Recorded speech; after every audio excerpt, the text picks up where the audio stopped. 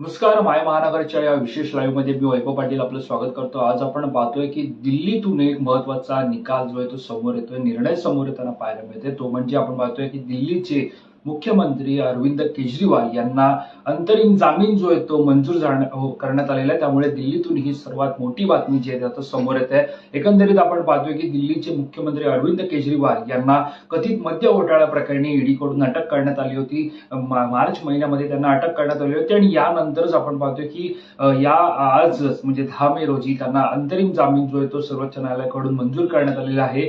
या अंतरिम जामीन अरविंद केजरीवाल यांना 1 जून पर्यंत मंजूर करण्यात आलेला आहे. एकंदरीत आपण पाहतोय की लोकसभा निवडणुकांच्या पार्श्वभूमीवरती खरं तर हा आम आदमी पार्टी पक्षाचे अध्यक्ष आणि दिल्लीचे मुख्यमंत्री अरविंद केजरीवाल यांच्यासाठी अत्यंत महत्वाचा हा निकाल आहे. त्यांच्यासाठी हा दिलासादायक ही बातमी आहे. मात्र आपण पाहतोय की त्यांना अंतरिम जामीन मंजूर झाल्याच्या नंतर आता ते दिल्लीमधील निवडणुकांच्या प्रचारासाठी सुद्धा सक्रिय होणार आहेत. दरम्यान आपण पाहतोय की आज एकंदरीत पाहतोय की आज शुक्रवार आहे, मात्र उद्या शनिवार आणि रविवार असल्यामुळे कदाचित ते सोमवार एकंदरीत आपण पाहतोय की सोमवारी ते या तिहारी जेल तुरुंगातून बाहेर येण्याची शक्यता आहे. मात्र आपण पाहतो की त्यांना आता अंतरिम जामीन जो आहे तो मंजूर करण्यात आलेला आहे. दरम्यान या सगळ्या अरविंद केजरीवाल यांना जामीन मंजूर करण्यात आला असला तरी नेमकं हे प्रकरण काय होतं, कशा प्रकारे चौकशी सुरू होती, हे सुद्धा आपण लाईव्हच्या माध्यमातून जाणून घेणार आहोत. सुरुवातीला आपण पाहतोय की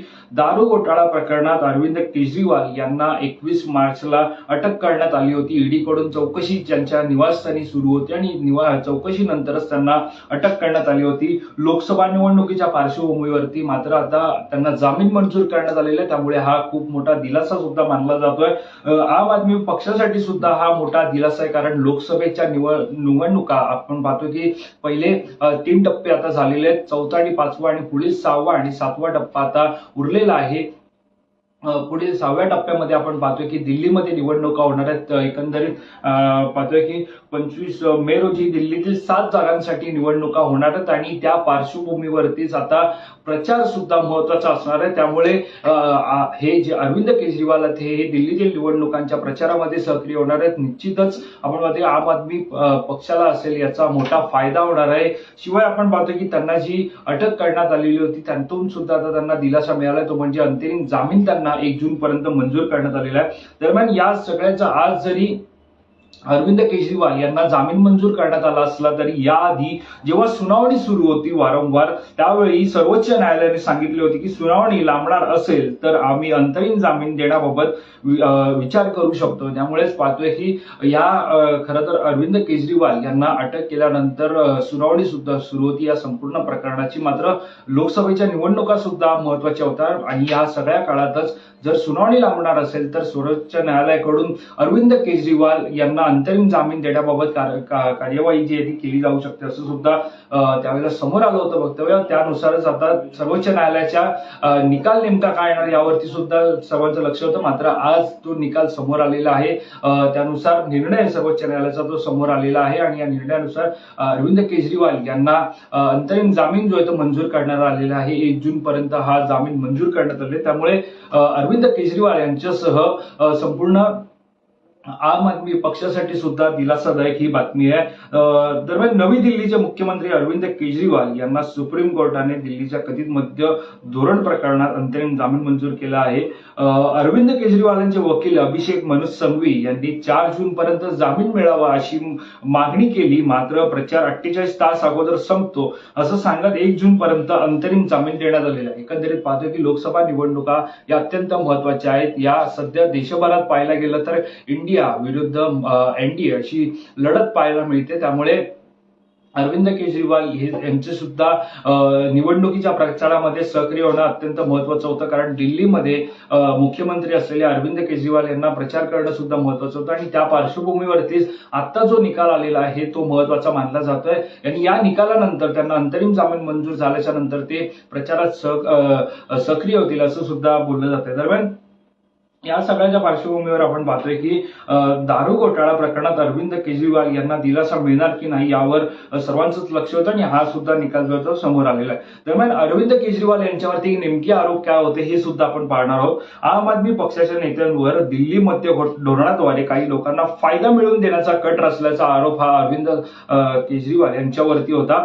या नेत्यांमध्ये मुख्यमंत्री अरविंद केजरीवाल आणि माजी उपमुख्यमंत्री मनीष सिसोदिया यांच्या नावाचा समावेश आहे. या प्रकरणी अरविंद केजरीवाल यांना 21 मार्च रोजी अटक करण्यात आली होती. दरम्यान आपण पाहतो की ज्या प्रकारे दिल्ली मद्य घोटाळा प्रकरण हे समोर आलं, यामध्ये सुरुवातीला आपण पाहतोय अरविंद केजरीवाल यांच्यापूर्वी दिल्लीचे उपमुख्यमंत्री मनीष सिसोदिया यांना अटक करण्यात आली होती आणि त्यानंतर या संपूर्ण प्रकरणाचा तपास जो आहे तो पुढे गेला. तपास सुरू असताना ईडीने सुद्धा अरविंद केजरीवाल यांच्या निवासस्थानी धाड मारली आणि त्यानंतर त्यांच्या निवासस्थानी जाऊन त्यांची चौकशी केली. त्यावेळेला खरं तर आपण पाहतोय की ज्यावेळेला अरविंद केजरीवाल यांची चौकशी सुरू होती त्यांच्या निवासस्थानी, त्यावेळी आपचे कार्यकर्ते, आम आदमी पक्षाचे जे कार्यकर्ते होते त्यांनी निवासस्थानाबाहेर उभं राहून मोठ्या प्रमाणात घोषणाबाजी केली होती. केंद्र सरकार ईडी आणि सीबीआयचा गैरवापर करत असल्याच्या घोषणा सुद्धा त्यांनी दिल्या होत्या.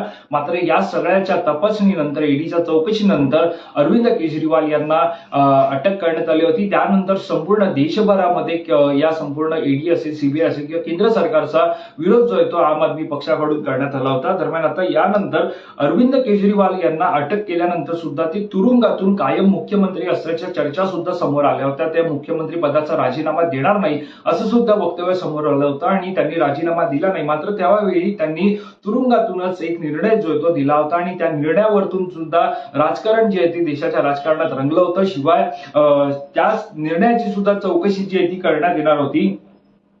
तो निर्णय सुद्धा ईडीच्या रडारवर होता. नेमकं हा निर्णय काय होता आणि कशा प्रकारे चौकशी सुद्धा झाली हे आपण आता पाहूयात. कथित मद्य घोटाळा प्रकरणी दिल्लीचे मुख्यमंत्री अरविंद केजरीवाल हे तिहार तुरुंगात होते.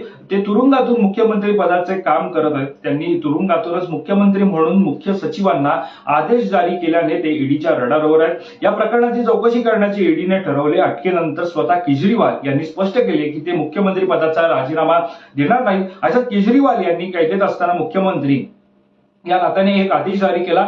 या प्रकरणाची कसून चौकशी केली जाणार असल्याचे म्हटलं जाते. दिल्लीच्या मंत्री आतिशी यांनी म्हटलं आहे की मुख्यमंत्री केजरीवाल यांनी पाणी आणि सांडपाण्याशी संबंधित लोक कल्याणाची कामे सुरू करण्याचे आदेश दिले. त्यामुळे ईडीने आता या प्रकरणाची चौकशी सुरू केली. एकंदरीत आपण पाहतो की ज्या वेळेला अरविंद केजरीवाल यांना अटक करण्यात आली होती आणि त्यांना अटक केल्याच्या नंतरच आपण पाहतोय की संपूर्ण देशभरामध्ये ईडी असेल, सीबीआय असेल, केंद्र सरकार असेल त्यांच्या विरोधात घोषणाबाजी करण्यात आली होती आणि एकंदरीत जे नेमकं आपण पाहतोय की ज्या प्रकरणाखाली त्यांना अटक करण्यात आली होती त्यावरतून सुद्धा आपण पाहतोय की संपूर्ण विरोध जो आहे तो आम आदमी पक्षाकडून करण्यात आला होता. मात्र या सगळ्याच्या नंतर एकंदरीत आपण पाहतोय की जे प्रकरणाखाली अरविंद केजरीवाल यांना अटक करण्यात आलेली आहे ते दारू, आपण म्हणतो की दारू विक्री धोरण नेमकं काय, दारू मद्य घोटाळा नेमका काय हे सुद्धा आपण पाहणार आहोत. दिल्ली सरकारने 17 नोव्हेंबर 2021 ला राज्यात दारू विक्री बाबत नवीन धोरण लागू केलं. या नव्या धोरणानुसार राज्यात 32 झोन बनवण्यात आले आणि प्रत्येक झोन मध्ये जास्तीत जास्त 27 दुकानं उघडण्याची परवानगी देण्यात आली. या अनुषंगाने एकूण 849 दुकानं उघडणार होती. या नव्या धोरणानुसार दिल्लीतील सर्व दारूची दुकानं खासगी करण्यात आली होती. त्याआधी 60% दुकानं हे सरकारी होती तर 40% दारूची दुकाने प्रायव्हेट होती. पण नव्या दारू विक्री धोरणामुळे 100% दुकानं ही प्रायव्हेट झाली. या नव्या धोरणामुळे सरकारला 3,500 कोटी रुपयांचा फायदा झाला असा दावा सरकारने केला. मात्र विशेष म्हणजे सरकारने दारू विक्रीच्या परवान्यासाठी लागणारी फी देखील वाढवली. ज्या विक्रेत्याला L1 परवाना हवा त्याला आधी 25 लाख रुपये द्यावे लागायचे, पण नव्या धोरणानुसार ठेकेदाराला तब्बल 5 कोटी रुपये द्यावे लागले. याच प्रकारे इतर प्रकारच्या कॅटेगरीच्या परवान्यासाठी देखील फी वाढवण्यात आली. त्याचा फटका छोट्या दुकानदारांना मोठा बसला. फी वाढवल्यामुळे छोटे दारू विक्रेते तितके पैसे भरू शकले नाही, त्यामुळे त्यांचा थेट फायदा मोठ्या गडगंज संपत्ती असणाऱ्या दारू विक्रेत्यांना झाला. मोठे दारू विक्रेत्यांनाच परवाना मिळू लागला. त्यामुळे या मोठ्या दारू विक्रेत्यांनी परवाना मिळावा यासाठी आम आदमी पक्षाच्या नेत्यांना आणि अधिकाऱ्यांना मोठी रक्कम लाच म्हणून दिली असा आरोप विरोधकांकडून केला जाऊ लागला. दरम्यान या सगळ्याच्या पार्श्वभूमीवर आपण पाहतोय की एकंदरीत आरोप असतील, फायदा जो आहे तो करून देण्यात आल्याचा आरोप जो आहे तो अरविंद केजरीवाल यांच्यावर होता. पुन्हा एकदा आपण पाहतोय की नेमका अरविंद केजरीवाल यांच्यावरती आरोप काय होता हे सुद्धा आपण पाहणार आहोत. आम आदमी पक्षाच्या नेत्यांवर दिल्लीमध्ये धोरणाद्वारे काही लोकांना फायदा मिळवून देण्याचा कट रचल्याचा आरोप हा अरविंद केजरीवाल यांच्यावरती होता. या नेत्यांमध्ये मुख्यमंत्री अरविंद केजरीवाल आणि माजी उपमुख्यमंत्री मनीष सिसोदिया यांच्या नावाचा समावेश आहे. या प्रकरणी अरविंद केजरीवाल यांना 21 मार्च रोजी अटक करण्यात आली होती आणि आता त्यांना याच प्रकरणी अंतरिम दिलासा जामीन जो आहे तो मंजूर करण्यात आलेला आहे. त्यामुळे 1 जून पर्यंत त्यांना हा जामीन मंजूर करण्यात आला असला तरी 2 जूनला त्यांना सरेंडर व्हावं लागणार आहे.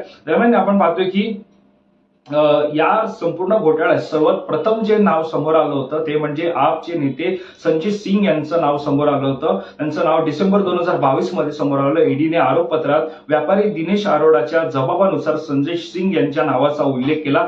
ईडीने आरोपपत्रात म्हटलं होतं त्यावेळेला की दिनेश अरोडा यांनी सांगितलं की ते सर्वात आधी संजय सिंग यांना भेटले. त्यांच्या मार्फत ते तेव्हाच तत्कालीन मंत्री मनीष सिसोदिया यांना एका रेस्टॉरंटमध्ये भेटले. संजय सिंग यांच्या सांगण्यावरून निवडणुकांमध्ये पार्टी फंड एकत्र करण्यासाठी सिसोदिया यांना पैसे देण्याची व्यवस्था करण्यात आली होती असं आरोपपत्रात म्हटलं होतं. ईडीने या प्रकरणी आपण पाहतोय की चौकशी करत 26 फेब्रुवारी 2023 ला मनीष सिसोदिया यांना अटक सुद्धा केली. त्यामुळे आपण पाहतोय सर्वात संजय सिंग यांना प्रथम अटक होते, त्यानंतर मनीष सिसोदिया यांना अटक होते आणि याच प्रकरणात नंतर जी अटक होते ती म्हणजे थेट दिल्लीचे मुख्यमंत्री अरविंद केजरीवाल यांना अटक होते. मात्र आता अरविंद केजरीवाल यांना मोठा दिलासा मिळालाय. आप पक्षासाठी सुद्धा हा मोठा दिलासा मानला जातोय कारण त्यांना 1 जून पर्यंत हा अंतरिम जामीन जो आहे तो मंजूर करण्यात आलेला आहे. विशेष म्हणजे जामीन ऐन वेळी निवडणुकीच्या वेळेस त्यांना मंजूर करण्यात आलेला आहे. त्यामुळे दिल्लीतील निवडणुकांमध्ये पुन्हा एकदा अरविंद केजरीवाल हे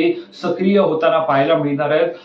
असं म्हटलं तर वावगं ठरणार नाही. अनेक प्रचार रॅली सुद्धा असणार आहेत, प्रचार सभा सुद्धा असणार आहे. त्यावरती सुद्धा अरविंद केजरीवाल हे प्रचार करताना दिसण्याची शक्यता आहे. मात्र आज शुक्रवार आहे आणि आज त्यांना दिलासा मिळालाय. मात्र तिहार जेलात तुरुंगातून ते बाहेर येण्यासाठी किमान सोमवार उजाडू शकतो अशी देखील शक्यता वर्तवली जाते. दरम्यान या संदर्भातील अधिक माहिती जाणून घेण्यासाठी तुम्ही मायमहानगर.com लॉग इन करा. आमचं Facebook page, Instagram page, Twitter page like करा. माय महानगर लाईव्ह या युट्यूब चॅनलला सबस्क्राईब करा. धन्यवाद.